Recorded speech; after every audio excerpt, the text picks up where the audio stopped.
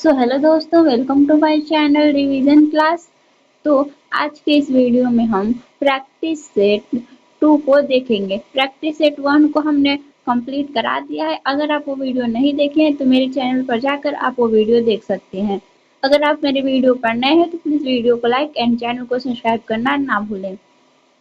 और ये आपका प्रैक्टिस सेट बिहार पुलिस में 22,000 जो पद आने वाले उसके लिए है। चलिए हम बिना देर करते वीडियो को स्टार्ट करते हैं। तो हमारा पहला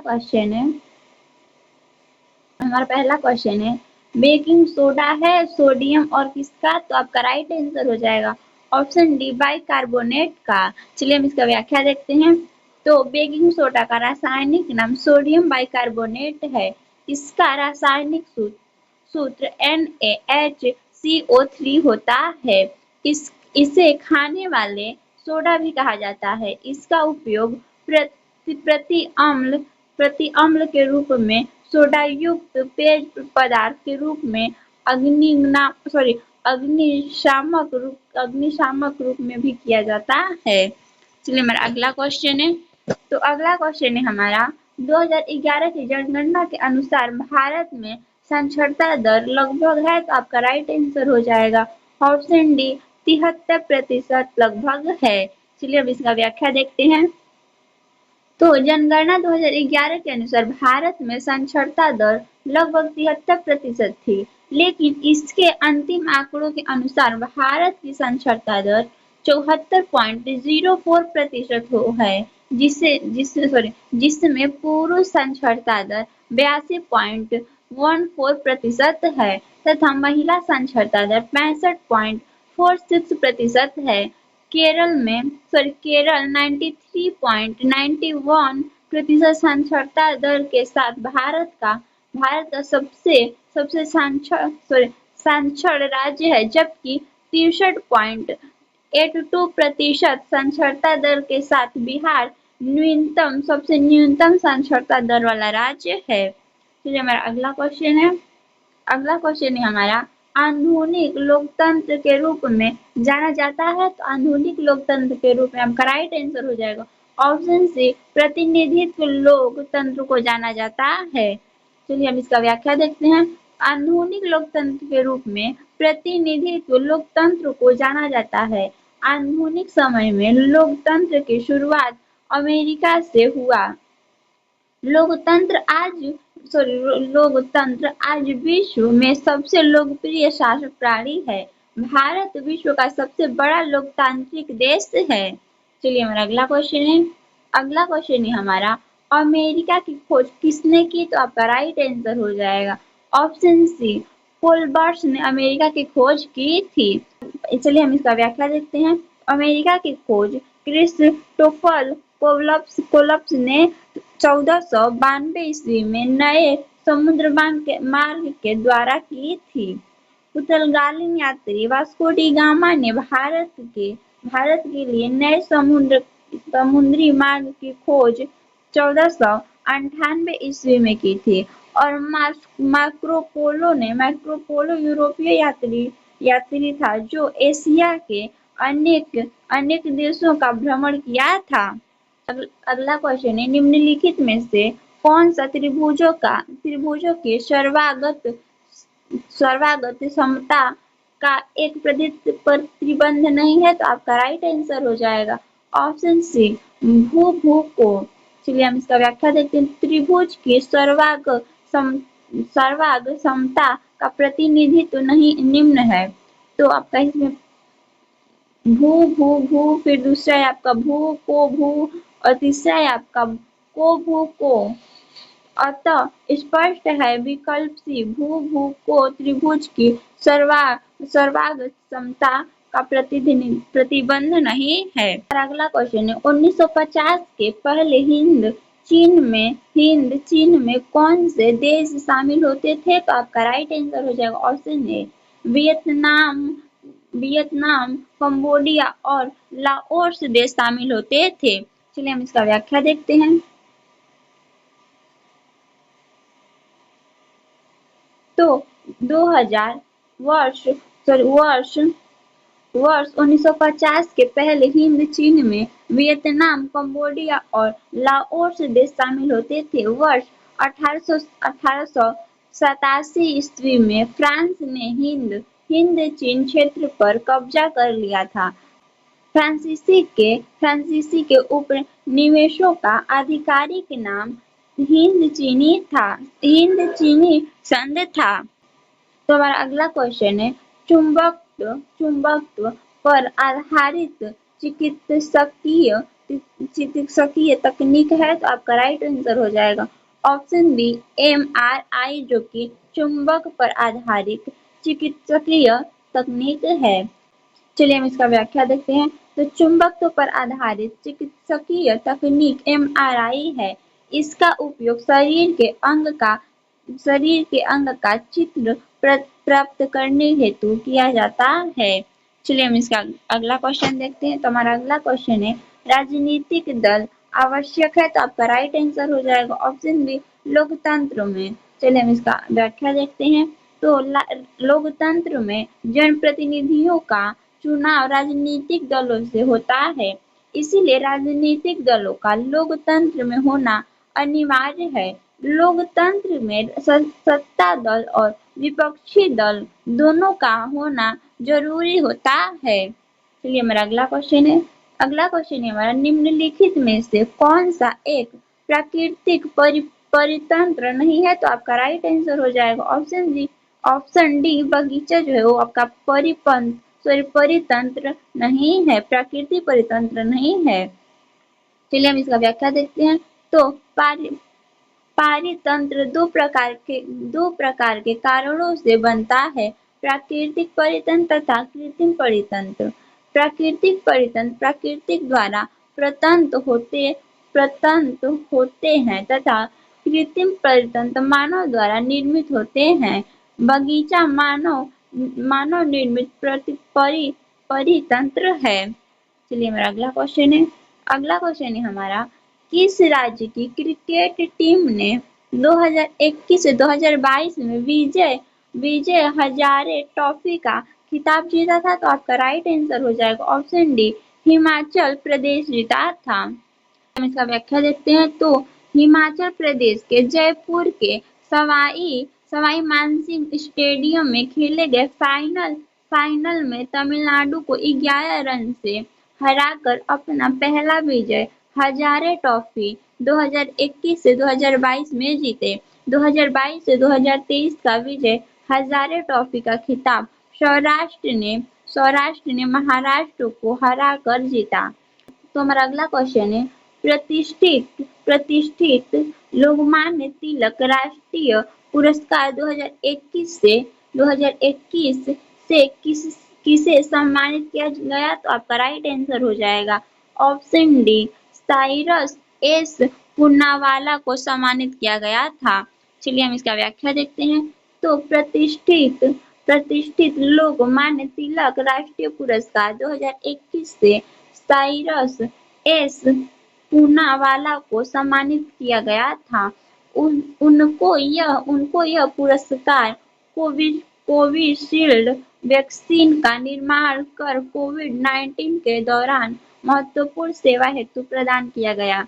इस पुरस्कार की शुरुआत वर्ष 1983 ईस्वी में हुई थी। चलिए हमारा अगला क्वेश्चन है। अगला क्वेश्चन है हमारा, विद्युत बल्ब का तुंत बना होता है, तो आपका राइट आंसर हो जाएगा ऑप्शन बी टंगस्टन से बना होता है। चलिए हम इसका व्याख्या देखते हैं। तो विद्युत बल्ब का तुंद टंगस्टन धातु का बना होता है। विद्युत बल्ब का आविष्कार थॉमस अल्वा एडिसन ने किया था। विद्युत बल्ब का विद्युत ऊर्जा को प्रकाश तथा ऊष्मा ऊर्जा में परिवर्तन करता है। चलिए हमारा अगला क्वेश्चन है।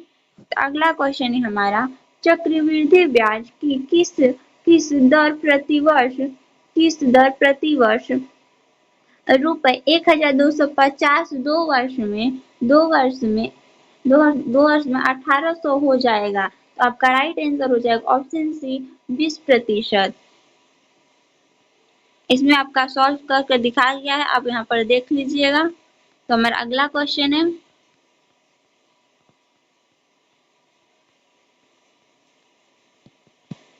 यहाँ पर भी आपका कुछ व्याख्या है। तो हमारा अगला क्वेश्चन है, एक खिलौने पर 12% छूट देने पर इसे 308 में बेचा जाता है। खिलौने का अंकित मूल्य है, तो आपका राइट आंसर हो जाएगा ऑप्शन ए 350 इसका जो है वो अंकित मूल्य है। यहाँ पर आप इसका सॉल्व दिया हुआ है, आप यहाँ पर देखकर सॉल्व कर सकते हैं।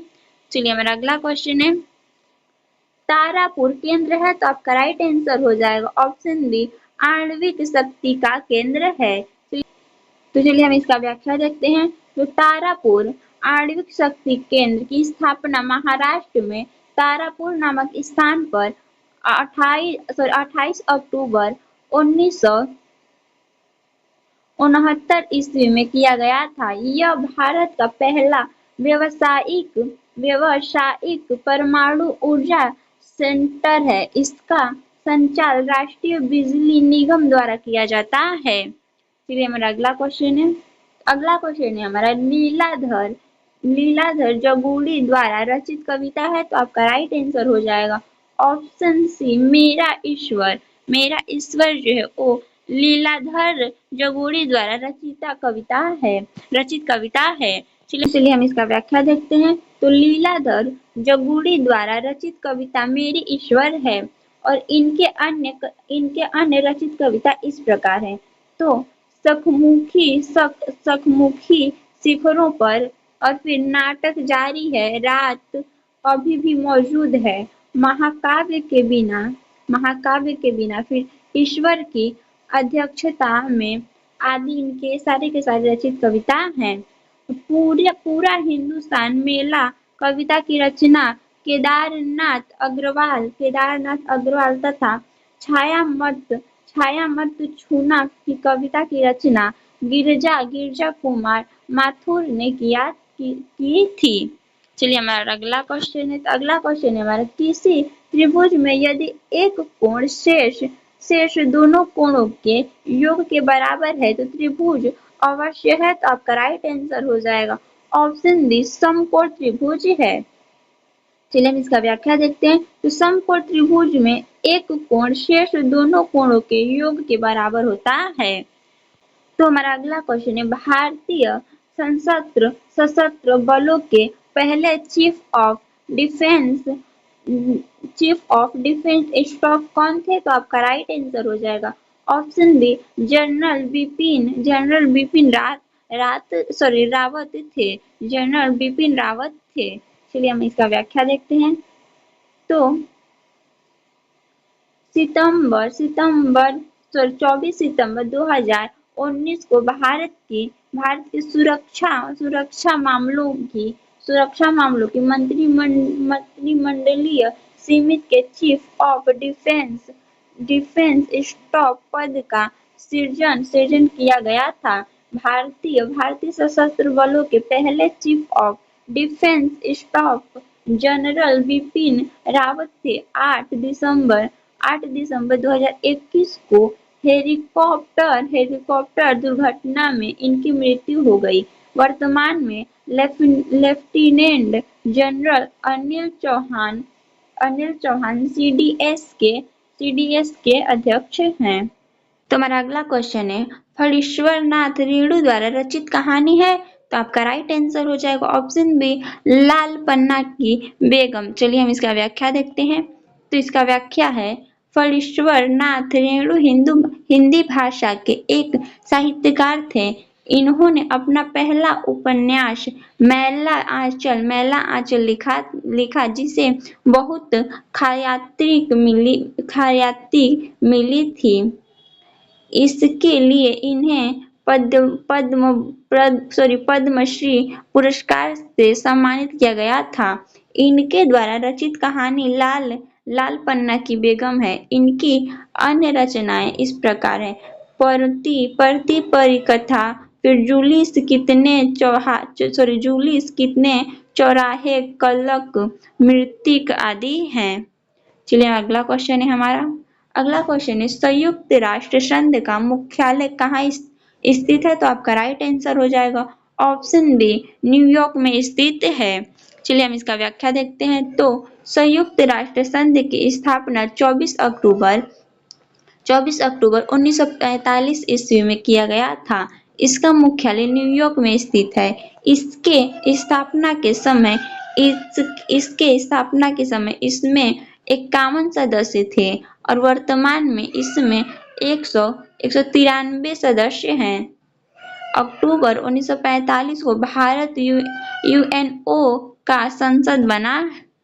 चलिए हमारा अगला क्वेश्चन है। तो अगला क्वेश्चन है हमारा, यदि x1 x2 dash dash dash xn का माध्य x तथा y1 y2 dash dash dash yn का माध्य y है, तो x1 x2 dash dash xn dash dash dash dash ने xn फिर y1 y2 dash dash yn का माध्य है, तो आपका राइट आंसर हो जाएगा। यहाँ पर आपका राइट आंसर हो जाएगा option C 1/1 x plus y है। यहाँ पर आपका सॉल्व किया हुआ है, यहाँ पे आप देखकर अपना सॉल्व कर सकते हैं। चलिए हमारा अगला क्वेश्चन है हमारा, हीमोग्लोबिन वर्णक पाया जाता है, तो आपका राइट आंसर हो जाएगा ऑप्शन ए आरबीसी में वर्णक पाया जाता है। चलिए हमारा इसका व्याख्या देखते हैं। तो हीमोग्लोबिन एक प्रकार का प्रोटीन है जो लाल रक्त कोशिकाओं में पाया जाता है। हीमोग्लोबिन के कमी होने से शरीर में खून की मात्रा कम हो जाती है। हीमोग्लोबिन ऑक्सीजन का वाहक होता है। इसका जीवकाल 120 दिनों का होता है। तो अगला क्वेश्चन है हमारा, पराग कणों का एक पुष्प से दूसरे तक स्थानांतरण किस माध्यम के द्वारा होता है, तो आपका राइट आंसर हो जाएगा ऑप्शन डी, इस सभी के माध्यम के द्वारा होता है। वायु के माध्यम के भी द्वारा होता है, फिर जल के माध्यम के द्वारा भी होता है और कीट के माध्यम से भी होता है। चलिए हम इसका व्याख्या देखते हैं। तो परागकणों का एक पुष्प से दूसरे तक स्थानांतरण वायु, जल तथा कीट आदि माध्यमों द्वारा होता है। किसी पौधे के पुष्प के पेकुशर से परागकणों का उसी पौधे के पुष्प के या दूसरे पौधे के पुष्प के वर्तिकाग्र रूप पर पहुंचना परागण कहलाता है। चलिए हमारा अगला क्वेश्चन है। तो अगला क्वेश्चन है हमारा, एक विद्युत जनित्र बदलता है, तो आपका राइट आंसर हो जाएगा ऑप्शन डी, यांत्रिक ऊर्जा को विद्युत ऊर्जा में। चलिए हम इसका व्याख्या देखते हैं। तो यहाँ पर आपका उपकरण दिया हुआ है, यहाँ पर ऊर्जा का रूपांतर दिया हुआ है। तो विद्युत जनित आपका यांत्रिक ऊर्जा को विद्युत ऊर्जा में बदलता है, और सोलर सेल आपका सौर ऊर्जा को विद्युत ऊर्जा में बदलता है, और फिर डायनेमो आपका यांत्रिक ऊर्जा को विद्युत ऊर्जा में बदलता है, और माइक्रोफोन आपका ध्वनि ऊर्जा को विद्युत ऊर्जा में बदलता है, और आपका लाउड स्पीकर विद्युत ऊर्जा को ध्वनि ऊर्जा में बदलता है। चलिए हमारा अगला क्वेश्चन है हमारा, डी.आई. मेंडलीफ को श्रेय दिया जाता है, तो आपका राइट आंसर हो जाएगा ऑप्शन सी, आपका राइट आंसर हो जाएगा। तत्वों की आवर्त सारणी के लिए कहा जाता है। चलिए हम इसका व्याख्या देखते हैं। तो इसका व्याख्या है, डी.आई. मेंडलीफ को तत्वों की आवर्त सारणी के निर्माण का श्रेय दिया जाता है। मेंडलीफ के आवर्त सारणी नियम के अनुसार तत्वों के भौतिक व रासायनिक गुण उनके परमाणु भार के आवर्ती फलन होते हैं। अगला क्वेश्चन है, वर्तमान बिहार विधान परिषद के अध्यक्ष कौन है, तो आपका राइट आंसर हो जाएगा ऑप्शन बी, अवधेश नारायण सिंह है। चलिए हम इसका व्याख्या देखते हैं। तो प्रश्नकाल के समय बिहार विधान परिषद के अध्यक्ष अवधेश नारायण सिंह थे। बिहार विधान परिषद के वर्तमान सभापति देवेश चंद्र ठाकुर हैं। बिहार विधान परिषद के प्रथम सभापति राजीव रंजन प्रसाद थे। चलिए हमारा अगला क्वेश्चन है हमारा, अनुवांशिकी का जनक किन्हें कहा जाता है, तो आपका राइट आंसर हो जाएगा ऑप्शन डी जी जे मेंडल को कहा जाता है। तो चलिए हम इसका व्याख्या देखते हैं। तो आनुवंशिकी का जनक जी जे मेंडल को कहा जाता है। एक पीढ़ी से दूसरी पीढ़ी में जीवों के मूल गुणों का संचरण आनुवंशिकी कहलाता है। ग्रेगर जोहानसन मेंडल ने मटर के प्रयोग पर मटर के पौधे पर प्रयोग इसका किया था। अगला क्वेश्चन है, समुद्र का कुछ भी नहीं होता, मानो अपनी अबूझ भाषा में कहता रहता है का रेखांकित पद प्रतीक है। तो आपका राइट आंसर हो जाएगा ऑप्शन डी समाज का। चलिए हम इसका व्याख्या देखते हैं। तो समुद्र का कुछ भी नहीं होता, मानो अपना अबूझ भाषा में कहता रहता है का रेखांकित पद समुद्र पर प्रतीक है। समाज का समुद्र कविता सीताकांत महापात्र की रचना है। सीमाकांत महापात्र को वर्ष 1993 में ज्ञानपीठ पुरस्कार से सम्मानित किया गया था। चलिए हमारा अगला क्वेश्चन है। तो अगला क्वेश्चन है हमारा, खाद्य सुरक्षा का तात्पर्य है। तो आपका राइट आंसर हो जाएगा ऑप्शन डी ये सभी से। मतलब खाद्य सुरक्षा का तात्पर्य आपका ये सभी से है। चलिए हमारा इसका व्याख्या देखते हैं। तो खाद्य सुरक्षा से तात्पर्य खाद्य पदार्थ की सुनिश्चित आपूर्ति एवं जन सामान्य के लिए भोज्य पदार्थों की उपलब्धता तथा खाद्य की सामर्थ्य से होता है। इसके संदर्भ में राष्ट्रीय खाद्य सुरक्षा अधिनियम 2013 है, जिसका उद्देश्य एक गरिमापूर्ण जीवन जीने के लिए लोगों को वहनीय मूल्यों पर अच्छी गुणवत्ता के खाद्यान्न की पर्याप्त मात्रा उपलब्ध कराते हुए उन्हें मानव जीवन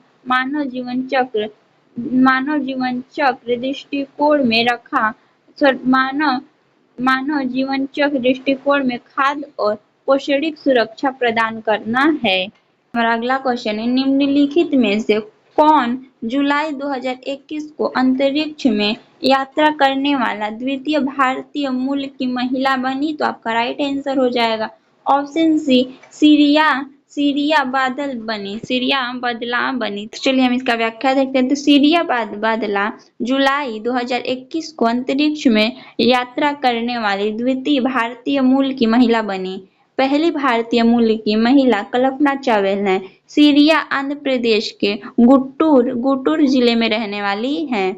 चलिए हमारा अगला क्वेश्चन है।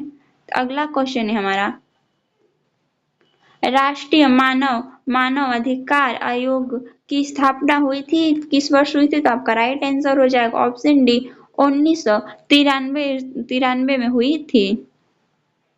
चलिए हम इसका व्याख्या देखते हैं। तो राष्ट्रीय मानव अधिकार आयोग की स्थापना राष्ट्रीय मानव अधिकार संरक्षण अधिनियम 1993 के तहत 12 अक्टूबर 1993 को किया गया था।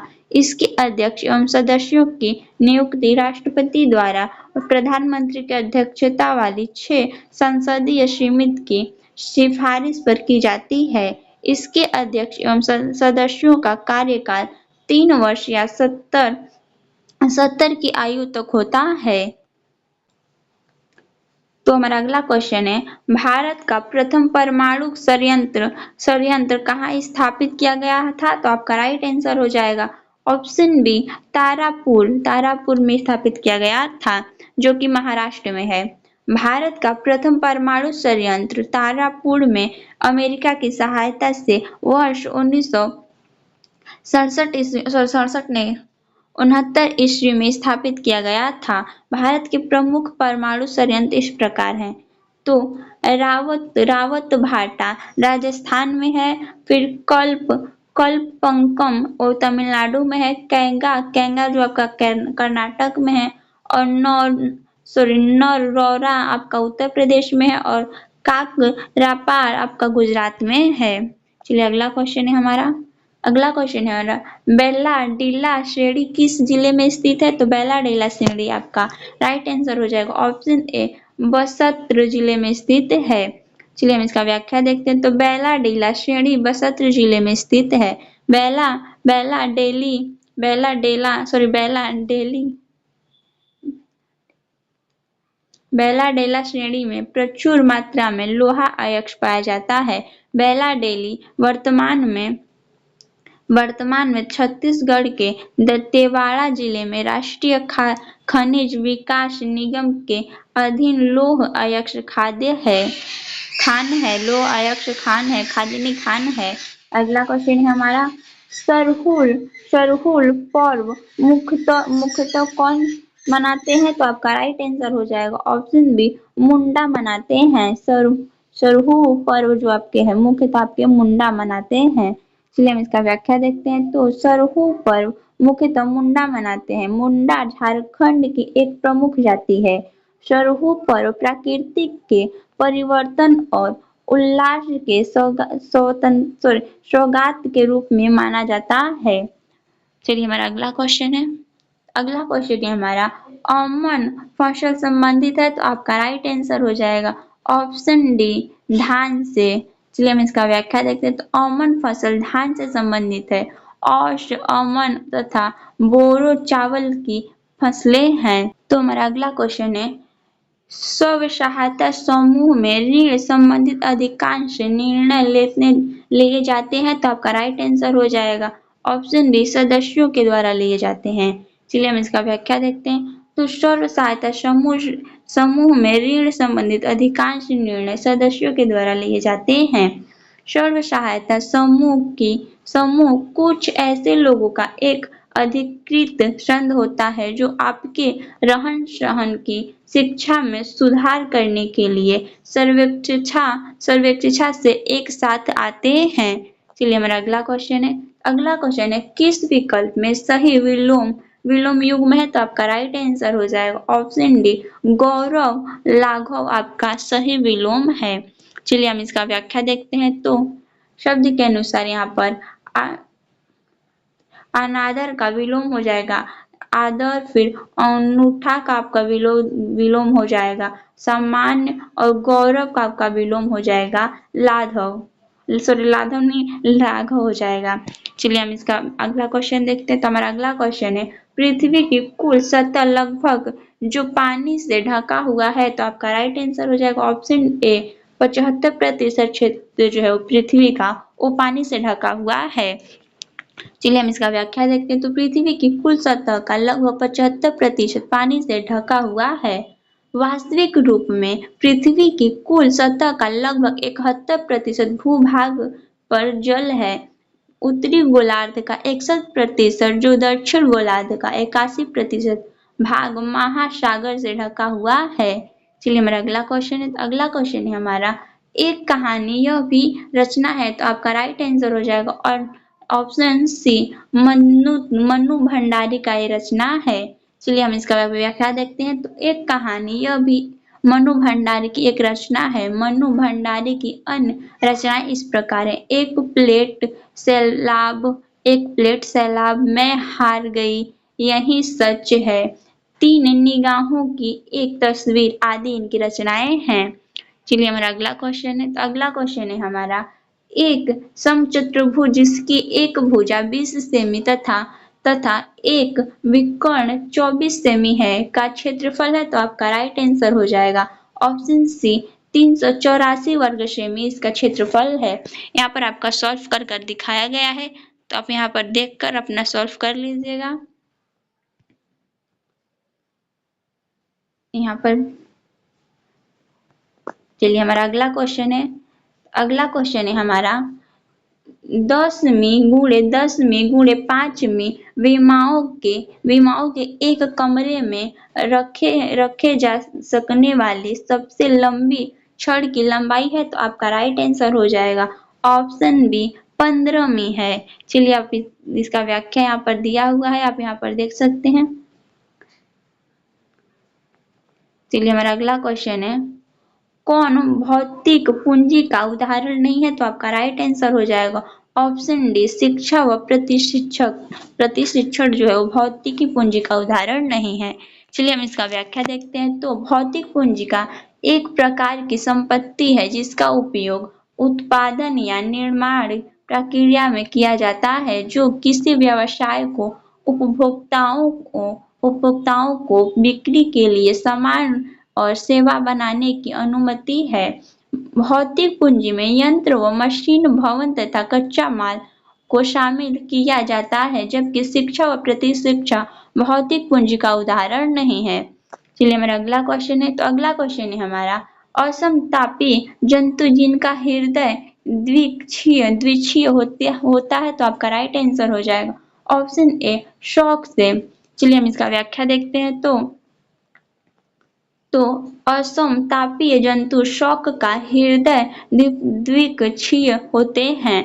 ऐसे जीव जिनके शरीर का तापमान पर्यावरण के तापमान के साथ घटता बढ़ता रहता है असमान तापीय जंतु कहलाते हैं। जैसे शरीफ, उभयचर, मछलियां आदि। ये सारे के सारे असमान तापीय जंतु हैं। इन्हें शीतरतीय जीव भी कहा जाता है। शीतरतीय जीव भी कहा जाता है। तो हमारा अगला क्वेश्चन है, क्रिया बल एवं प्रक्रिया बल हमेशा लगते हैं, तो आपका राइट आंसर हो जाएगा ऑप्शन डी अलग अलग वस्तुओं पर और विपरीत दिशा में लगते हैं। चलिए हम इसका व्याख्या देखते हैं। तो क्रिया बल एवं प्रतिक्रिया बल हमेशा अलग अलग वस्तुओं पर विपरीत दिशा में लगते हैं। न्यूटन के तृतीय नियम के अनुसार प्रत्येक क्रिया के बराबर परंतु विपरीत दिशा में प्रतिक्रिया होती है। उदाहरण है इसका, जैसे बंदूक से गोली निकलते समय पीछे से और झटका लगता है। फिर दूसरा है ऊंचाई से कूदने पर चोट लगना। तीसरा है आपका रॉकेट का आगे बढ़ना। तो हमारा अगला क्वेश्चन है, निम्न में से किस क्षेत्र में मौसमी बेरोजगारी की समस्या होती है? तो आपका राइट आंसर हो जाएगा ऑप्शन ए कृषि के क्षेत्र में मौसमी बेरोजगारी की समस्या होती है। चलिए हम इसका व्याख्या देखते हैं। तो कृषि के क्षेत्र में मौसमी बेरोजगारी की समस्या होती है। मौसमी बेरोजगारी वह स्थिति है जिसमें साल के कुछ विशिष्ट महीनों में बेरोजगारी का स्तर बढ़ने की उम्मीद होती है। चलिए हमारा अगला क्वेश्चन है। अगला क्वेश्चन है हमारा, निम्नलिखित में से किसका बीज प्रोटीन एवं वर्षा का प्रचुर स्रोत है? तो आपका राइट आंसर हो जाएगा ऑप्शन बी सोयाबीन का बीज जो है वो प्रोटीन और वर्षा का प्रचुर स्रोत है। चलिए हम इसका व्याख्या देखते हैं। तो सोयाबीन का बीज प्रोटीन और वर्षा का प्रचुर स्रोत है। सोयाबीन में 42% प्रोटीन और 22% वर्षा, 21% कार्बोहाइड्रेट, 12% नमी व 3% अन्य घटक और होते हैं। तो हमारा अगला क्वेश्चन है, राष्ट्रपति को महाभियोग की प्रक्रिया से कौन अपदस्थ करता है? तो आपका राइट आंसर हो जाएगा ऑप्शन ए सांसद करता है। चलिए हम इसका व्याख्या देखते हैं। तो राष्ट्रपति को महाभियोग की प्रक्रिया से सांसद द्वारा अपदस्थ किया जाता है। भारतीय संविधान के अनुच्छेद 61 में महाभियोग का वर्णन किया गया है। इसकी सूचना राष्ट्रपति को 14 दिन पूर्व दी जाती है। महाभियोग का प्रस्ताव संसद के किसी भी सदन में कम से कम 1/4 सदस्यों द्वारा हस्ताक्षरित प्रस्ताव द्वारा लिया जा सकता है। चलिए हमारा अगला क्वेश्चन है। अगला क्वेश्चन है हमारा, मतदाता सूची को आमतौर पर कहा जाता है। तो आपका राइट आंसर हो जाएगा ऑप्शन सी आपका राइट आंसर हो जाएगा वोटर लिस्ट कहा जाता है। चलिए हम इसका व्याख्या देखते हैं। तो मतदाता सूची को आमतौर पर वोटर लिस्ट कहा जाता है। यह सूची निर्वाचन आयोग द्वारा तैयार की जाती है। निर्वाचन आयोग का वर्णन भारतीय संविधान के अनुच्छेद 324 से 329 में किया गया है। चलिए हमारा अगला क्वेश्चन है। अगला क्वेश्चन है राज्यसभा का सभापति अपना त्यागपत्र संबोधित करता है। तो आपका राइट आंसर हो जाएगा ऑप्शन ए राष्ट्रपति को संबोधित करता है। चलिए हम इसका व्याख्या देखते हैं। तो उपराष्ट्रपति राज्यसभा का पदेन सभापति होता है। वह अपना त्यागपत्र राष्ट्रपति को संबोधित संबोधित सर्व हस्ताक्षरित लेख द्वारा कर सकता है। संविधान में उप राष्ट्रपति से संबंधित प्रावधान अमेरिका के संविधान से लिया गया है। यह राज्यसभा का सदस्य नहीं होता है, अतः इसे मतदान देने का अधिकार नहीं होता है, किंतु सभापति के रूप में निर्णायक मत देने का अधिकार उसे प्रदान होता है। चलिए हमारा अगला क्वेश्चन है। अगला क्वेश्चन है हमारा, निम्नलिखित में से कौन दक्षिण अफ्रीका के रंगभेद आंदोलन से संबंधित है? तो आपका राइट आंसर हो जाएगा ऑप्शन बी, नेल्सन मंडेला आपके जो है वो इस आंदोलन से संबंधित हैं। चलिए हम इसका व्याख्या देखते हैं। तो दक्षिण अफ्रीका के पूर्व राष्ट्रपति नेल्सन मंडेला दक्षिण अफ्रीका के रंगभेद आंदोलन से संबंधित है। दक्षिण अफ्रीका में रंगभेद को समाप्त करने में इन्हें महत्वपूर्ण भूमिका निभाई। इन्हें अफ्रीका का गांधी भी कहा जाता है। तो हमारा अगला क्वेश्चन है, एक पासे को फेंकने पर अभ्याय संख्या प्राप्त होने की प्रायिकता है? तो आपका राइट आंसर हो जाएगा ऑप्शन डी 1/2 है।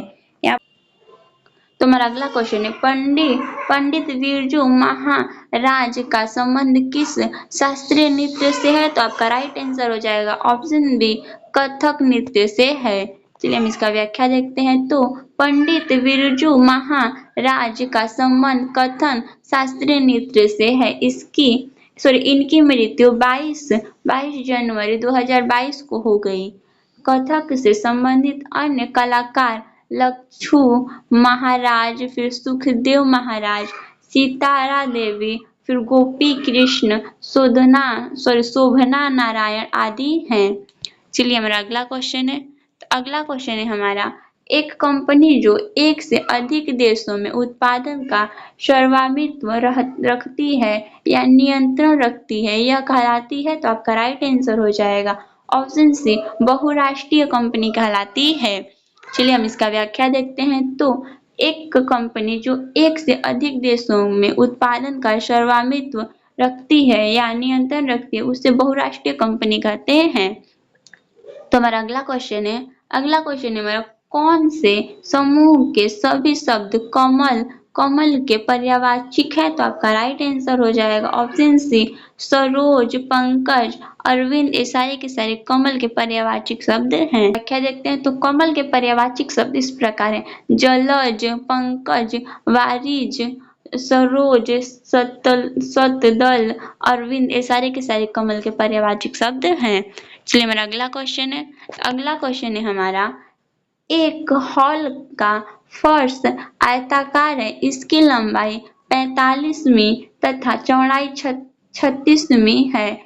हॉल के फर्श को ढकने के लिए 6 मीटर तथा 5 आकार के कितने कारपेट की आवश्यकता है? तो आपका राइट आंसर हो जाएगा ऑप्शन सी, 54 कारपेट की आवश्यकता है। यहाँ पर आपका सॉल्व करके दिया हुआ है, आप देख लीजिएगा। अगला क्वेश्चन है हमारा, दाल का बहुवचन शब्द है? तो आपका राइट आंसर हो जाएगा ऑप्शन डी, दालें इसका बहुवचन शब्द है। चलिए हम इसका व्याख्या देखते हैं। तो दाल का बहुवचन शब्द दालें हैं। अकारांत स्त्रीलिंग शब्द का बहुवचन संज्ञा है। अंतिम अ को ए में बदलकर एक वचन में बहुवचन बनाया जाता है। चलिए हम इसका अगला क्वेश्चन देखते हैं। तो हमारा अगला क्वेश्चन है, देशों के बीच विकास की तुलना करने हेतु उपयोगी मापक है? तो आपका राइट आंसर हो जाएगा ऑप्शन ए, प्रति व्यक्ति आय है। चलिए हम इसका व्याख्या देखते हैं। तो देशों के बीच विकास की तुलना करने हेतु उपयोगी मापक प्रति व्यक्ति आय है। प्रति व्यक्ति आय किसी देश का औसतम आय होता है। भारत में सर्वाधिक प्रति व्यक्ति आय गोवा की है। चलिए हमारा अगला क्वेश्चन है हमारा, हड़प्पा के किस स्थल में जलाशय के प्रमाण मिले हैं? तो आपका राइट आंसर हो जाएगा ऑप्शन बी, धौलावीरा क्षेत्र में जलाशय के प्रमाण मिले हैं। चलिए हम इसका व्याख्या देखते हैं। तो हड़प्पा के धौलावीरा स्थल से जलाशय के प्रमाण मिले हैं। धौलावीरा गुजरात राज्य के कच्छ जिले में लूनी नदी के किनारे स्थित है। इसका उत्खनन कार्य जेपी जोशी तथा रविंद्र सिंह बिष्ट द्वारा कराया गया था। चलिए हमारा अगला क्वेश्चन है। अगला क्वेश्चन है हमारा, आरबीआई के वर्तमान गवर्नर हैं, तो आपका राइट आंसर हो जाएगा ऑप्शन सी, शक्तिकांत दास जो है और आरबीआई के वर्तमान गवर्नर हैं। चलिए हमारा अगला क्वेश्चन है। इसका व्याख्या देखते हैं। अगला क्वेश्चन है, भारतीय रिजर्व बैंक के वर्तमान गवर्नर शक्तिकांत दास हैं।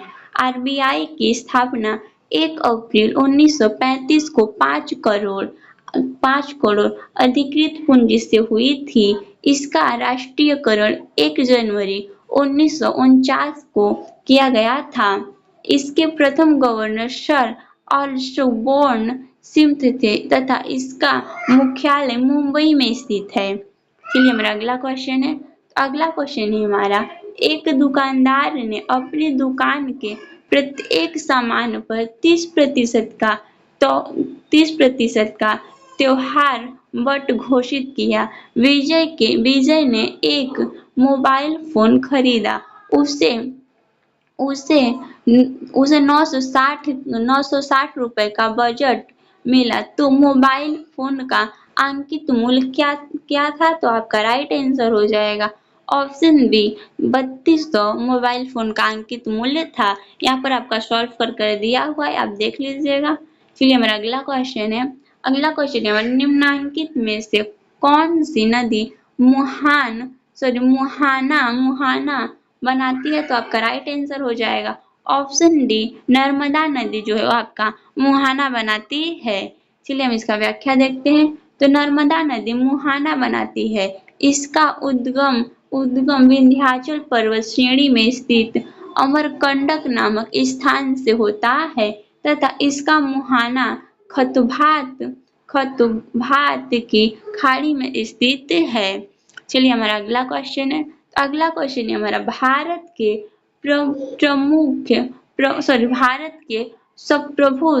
सप्रभु कौन है? तो आपका राइट आंसर हो जाएगा ऑप्शन सी, भारत के लोग जो है वो भारत के संप्रभु हैं।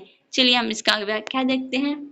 तो भारत के संप्रभु भारत के लोग हैं। सभी स्रोतों का आधार भारत का संविधान है। संप्रभु का अर्थ नभ, जल और स्थल पर अपने क्षेत्राधिकार में अधिकार होना है। तो हमारा अगला क्वेश्चन है, बिहार दिवस मनाया जाता है? तो आपका राइट आंसर हो जाएगा ऑप्शन ए, 22 मार्च को बिहार दिवस के रूप में हम मनाते हैं। चलिए हम इसका अगला क्वेश्चन देखते हैं, इसका व्याख्या देखते हैं। तो बिहार दिवस 22 मार्च को मनाया जाता है। 22 मार्च वर्ष 1912 में अंग्रेजों ने बिहार को बंगाल से पृथक करके नए राज्य का गठन किया था। वर्ष 2023 में बिहार दिवस की थीम युवा शक्ति की प्रगति है। चलिए हमारा अगला क्वेश्चन है। अगला क्वेश्चन है हमारा, निम्न में से उपार्जित लक्ष्य है? तो आपका राइट आंसर हो जाएगा ऑप्शन सी, शरीर का वजन है।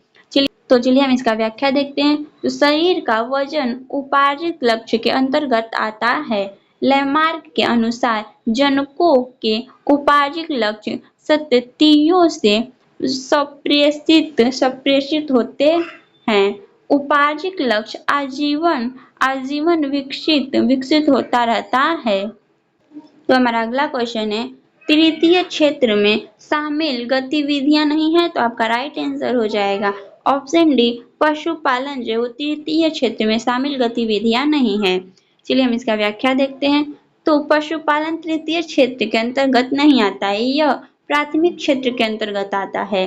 तो प्राथमिक क्षेत्र में कृषि, वानिकी, मछली पकड़ना और खनक है। ये सारे के सारे कार्य आपके प्राथमिक क्षेत्र में आते हैं। और द्वितीय क्षेत्र में आपके विद्युत उपकरण निर्माण, खाद्य निर्माण और कपड़ा उत्पादन, हस्तशिल्प और उद्योग के सारे कार्य आपके द्वितीय क्षेत्र में आते हैं। और तृतीय क्षेत्र में आपके परिवहन, संचार, बैंक सेवा और व्यापार के सारे आपके तृतीय क्षेत्र के कार्य हैं।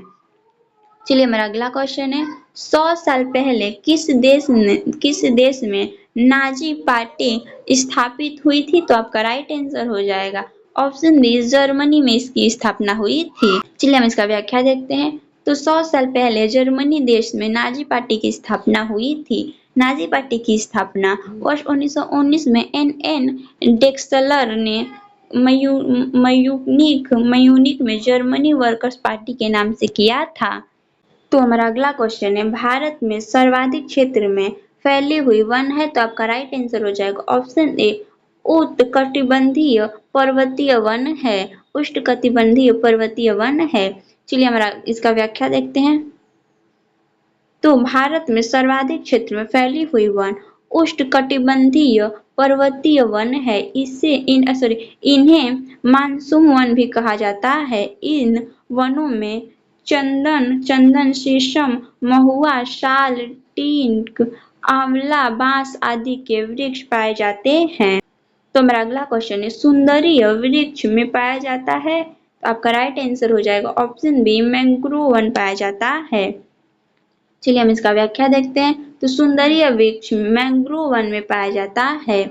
मैंग्रोव वन विश्व के उष्णकटिबंधीय और उपोष्णकटिबंधीय क्षेत्र के लोमड़ पादप समूहों का एक विविध समूह है जो ऑक्सीजन की कमी, उच्च लवणता और दैनिक ज्वारी अपलवान जैसी परिस्थितियों के बीच अस्तित्व को बनाए रखता है। चलिए हमारा अगला क्वेश्चन है। अगला क्वेश्चन है, बादल या कोहरा किस कोलाइड निकाय का उदाहरण है? तो आपका राइट आंसर हो जाएगा ऑप्शन सी, द्रव गैस में परिक्षिप्त का उदाहरण है। हम इसका व्याख्या देखते हैं। तो बादल या कोहरा द्रव गैस में परिक्षिप्त कोलाइड निकाय का उदाहरण है। गैस में द्रव के परिक्षेपण से द्रव एरोसोल कोलाइड का निर्माण होता है। चलिए हमारा अगला क्वेश्चन है। अगला क्वेश्चन है हमारा, संज्ञा शब्द जहर में नीला प्रत्यय जोड़ने से कौन सा विशेषण बनेगा? तो आपका राइट आंसर हो जाएगा ऑप्शन सी, जहरीला शब्द बनेगा। चलिए हम इसका व्याख्या देखते हैं। तो संज्ञा शब्द जहर में इला प्रत्यय जोड़ने पर आपका जहर प्लस इला यानी कि जहरीला शब्द बनेगा। प्रत्यय वह शब्दांत होते हैं जो किसी शब्द के बाद प्रयुक्त होकर उसका अर्थ परिवर्तन कर देते हैं।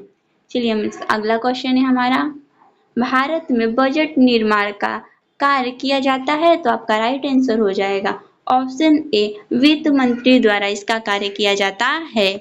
चलिए हम इसका व्याख्या देखते हैं। तो भारतीय संविधान के अनुच्छेद 112 में बजट का उल्लेखन है। यह एक वित्त वर्ष में सरकार की अनुमानित प्राप्तियों एवं व्यय का विवरण होता है। बजट मित्र मंत्री द्वारा जारी किया जाता है।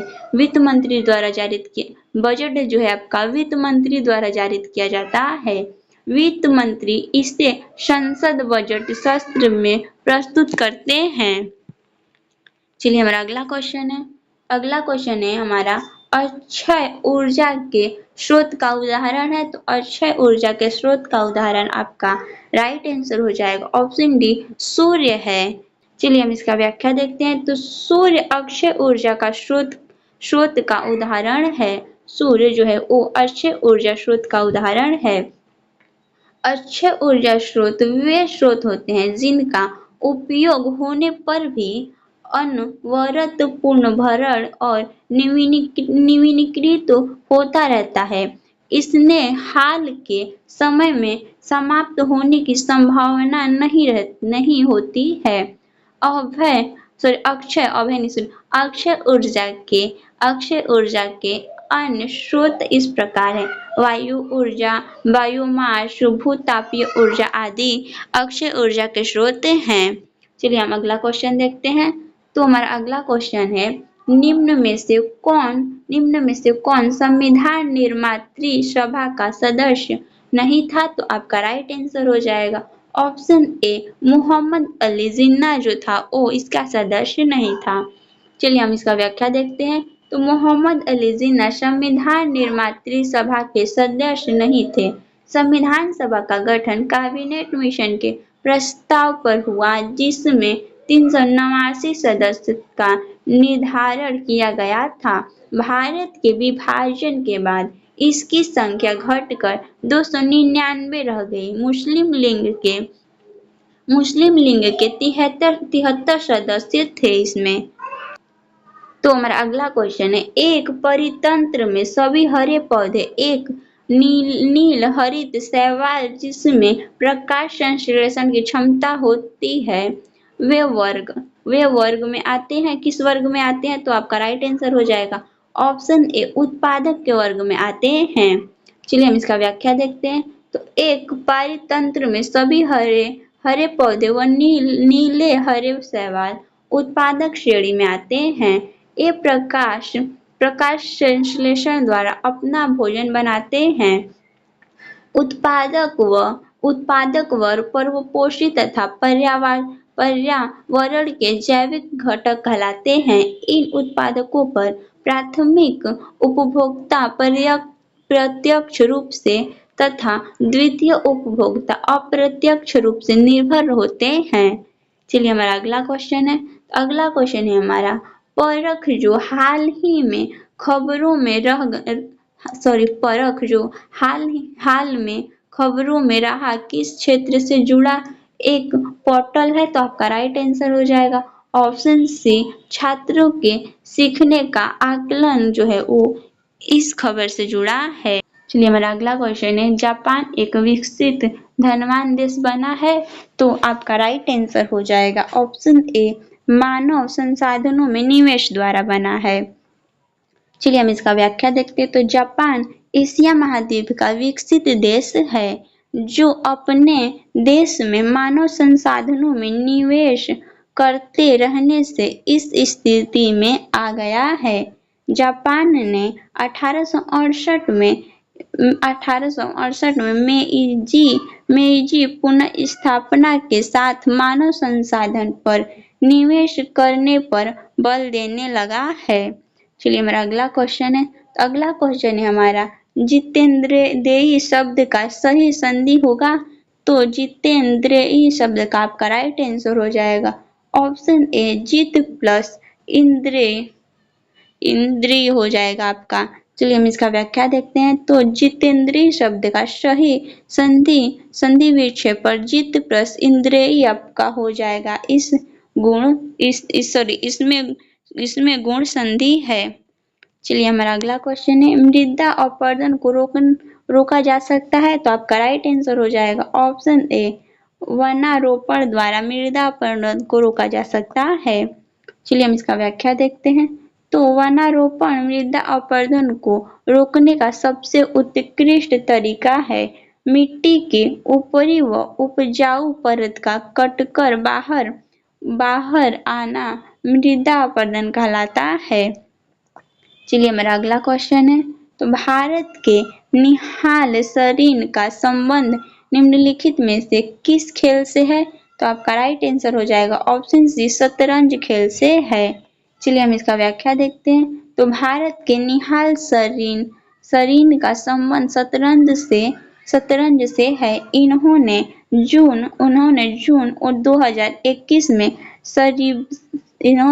2021 में सब्रिया में सिल्वर लैंक ओपन शतरंज टूर्नामेंट जीता था। चलिए हमारा अगला क्वेश्चन है। तो अगला क्वेश्चन है हमारा इस्पात तथा लोहे को जंग से सुरक्षित रखने के लिए उन पर यश दंत लेप की प्रक्रिया में एक पतली परत निम्न की है? तो आपका राइट आंसर हो जाएगा ऑप्शन सी जस्ता को इस पर निम्न किया गया है। चलिए हम इसका व्याख्या देखते हैं। तो इस्पात तथा लोहे को जंग से बचाने के लिए उस पर उस पर यश दंतलेप की प्रक्रिया में जस्ते की एक पतली चादर चढ़ाई गई है। तो हमारा अगला क्वेश्चन है, उत्तरी दक्षिणी गलियारा जोड़ता है, तो आपका राइट आंसर हो जाएगा ऑप्शन सी, श्रीनगर से कन्याकुमारी को जोड़ता है। चलिए हम इसका व्याख्या देखते हैं। तो भारत का उत्तरी दक्षिणी गलियारा, जिसे NH-44 भी कहा जाता है, यह भारत का सबसे लंबा राष्ट्रीय राजमार्ग है। जम्मू और कश्मीर के श्रीनगर को तमिलनाडु के कन्याकुमारी से जोड़ता है। इसका सर्वाधिक विस्तार तमिलनाडु राज्य में है। चलिए हमारा अगला क्वेश्चन है, मानव पूंजी में निवेश करने का जरिया है, तो आपका राइट आंसर हो जाएगा ऑप्शन सी, शिक्षा व प्रशिक्षण दोनों का। चलिए हम इसका व्याख्या देखते हैं।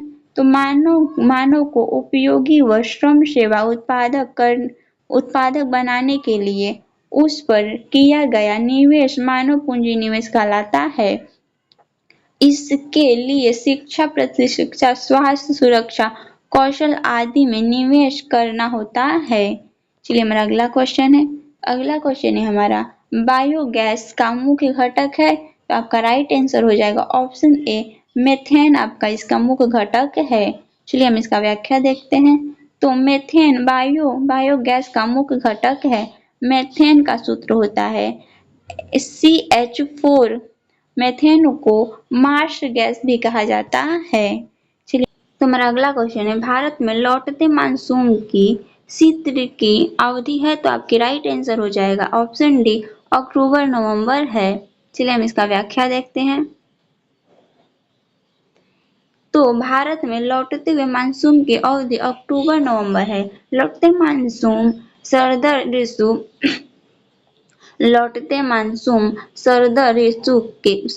में कोरोमंडल तट पर वर्षा करता है।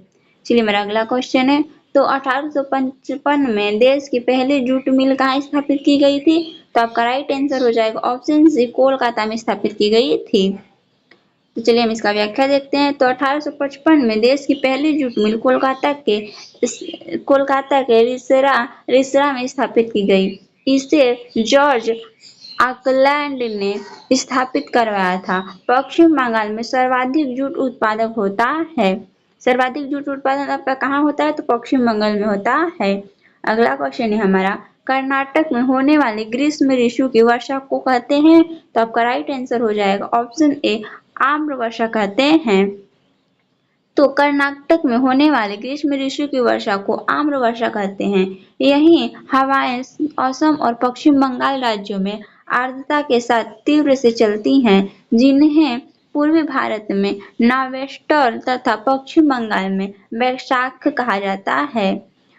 केरल एवं आस पास के क्षेत्र में इस वर्षा को चेरी ब्लास्म एवं कॉफी वर्षा भी कहते हैं। अगला क्वेश्चन है, सविनय अवज्ञा आंदोलन कब और किस यात्रा से शुरू हुआ, तो आपका राइट आंसर हो जाएगा ऑप्शन सी, 1930 ईस्वी में दांडी यात्रा से शुरू हुआ।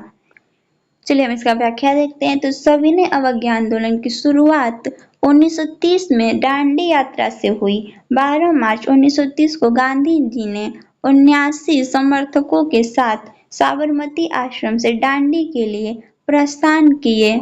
6 अप्रैल 1930 को उन्होंने दांडी पहुंचकर नमक कानून और यहीं से सविनय अवज्ञा आंदोलन की शुरुआत हुई। चलिए हमारा अगला क्वेश्चन है, नैनिंग का उत्तराधिकारी कौन था, तो आपका राइट आंसर हो जाएगा ऑप्शन सी, स्टालिन था। चलिए हम इसका व्याख्या देखते हैं। तो जोसेफ स्टालिन लेनिन का उत्तराधिकारी बना। लेनिन की मृत्यु 1924 के जनवरी में हुई। लेनिन एक रूसी समाजवादी क्रांतिकारी, राजनीतिक तथा सिद्धांतकारी तथा सोवियत संघ रूस की प्रथम सरकार का मुखिया था। वह मार्क्स के विचारों का समर्थक था। चलिए हमारा अगला क्वेश्चन है। तो अगला क्वेश्चन है हमारा, निम्नलिखित में से किस श्रेणी में भारत आता है, तो आपका राइट आंसर हो जाएगा ऑप्शन सी, विकासशील देश में भारत आता है। चलिए हम इसका व्याख्या देखते हैं। तो भारत विकासशील देश है। ऐसे देश अल्प विकसित और विकसित देशों के मध्य अर्थव्यवस्था के सभी क्षेत्रों में विकास की ओर तेजी से अग्रसर रहते हैं। इनमें प्रति व्यक्ति आय विकसित देशों से कम होती है। उम्मीद करती हूँ कि आपको वीडियो अच्छी लगी होगी। आपको वीडियो अच्छी लगी तो प्लीज़ वीडियो को लाइक एंड चैनल को सब्सक्राइब करना ना भूलें और बेल आइकन प्रेस ज़रूर करें। चलिए मिलते हैं नेक्स्ट वीडियो में। अगर आपने मेरी पहले प्रैक्टिस सेट के वीडियो को नहीं देखा है तो मेरे चैनल पर आप उसके जाकर देख सकते हैं। चलिए मिलते हैं नेक्स्ट वीडियो में।